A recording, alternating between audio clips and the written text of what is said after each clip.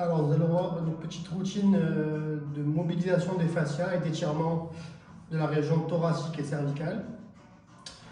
On va commencer par la mobilisation des fascias et l'allongement un petit peu. Donc, on va travailler en ancrant la main dans la peau sous la clavicule. On va imprimer une pression sur la peau et tracter vers le bas. Ensuite, on va monter le menton, incliner, tourner la tête. L'objectif, c'est qu'on ressente une sensation de traction au niveau de la peau assez superficielle qui part de l'oreille, de l'arrière de la tête, de la mâchoire, en direction de l'épaule jusqu'au sternum, donc tout ici là. Comme c'est un exercice de mobilisation, on va tracter au maximum, relâcher un petit peu, tracter, relâcher, tracter, relâcher. Ensuite, on va s'attaquer aux muscles trapèzes, qui sont des muscles avec des fascias assez épais, qui peuvent vite immobiliser la région cervicale et créer des tensions à l'arrière de la tête. Donc pour cela, on va abaisser l'omoplate, abaisser l'épaule au maximum vers le sol, incliner la tête et respirer profondément. On maintient bien l'étirement sur l'expiration. On peut accentuer l'étirement soit en appuyant avec la main opposée sur l'épaule, soit en entraînant la tête un peu plus en inclinaison. C'est un étirement aussi qu'on peut travailler avec des rotations pour différencier un peu les faisceaux. Ça va travailler un petit peu différemment. Ensuite, on va passer à des étirements en chaîne, donc qui vont inclure la totalité du bras. Donc essentiellement, on va travailler deux chaînes qui sont souvent les plus tendues. Donc on va toujours garder la même base, abaisser au maximum l'épaule. Cette fois-ci, on va en plus la reculer vers l'arrière, incliner la tête, mettre une rotation. Et dans le bras, on va mettre une rotation d'abord externe, en essayant de tourner la paume de main vers le haut, les doigts tendus.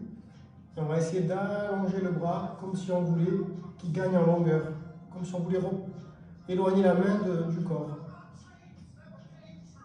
Ça doit créer une chaleur ou des fourmillements un petit peu sur ce trajet-là dans tout le bras et la main. Ensuite, on va garder la même base au niveau de l'épaule.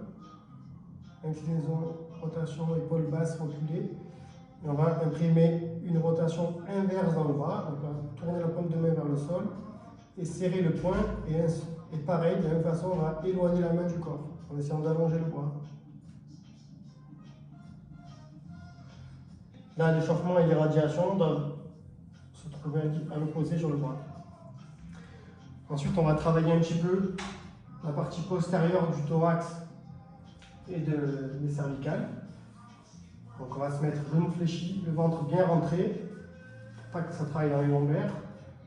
On va serrer les omoplates, toujours abaissées et vers l'arrière.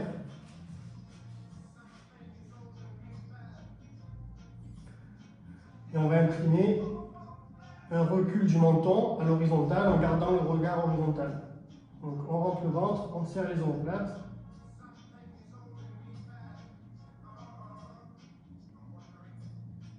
Et on recule la tête.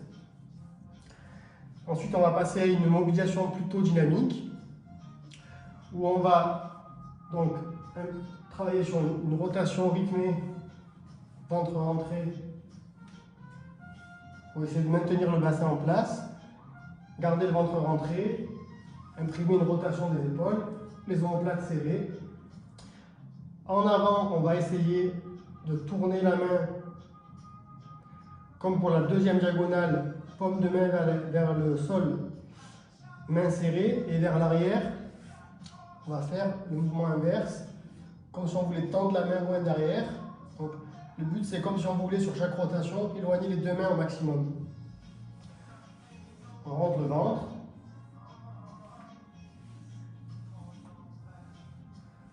On essaie de garder les épaules basses.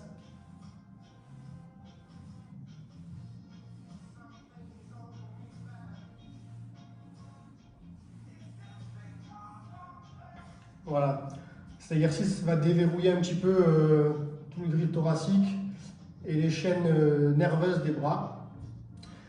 Donc c'est pour tous les problèmes d'épaule, d'avant-bras, les tensions qui viennent un peu des cervicales qui irradient vers les mains, les douleurs cervicales avec des sensations de raideur à faire, vous pouvez le faire tous les jours.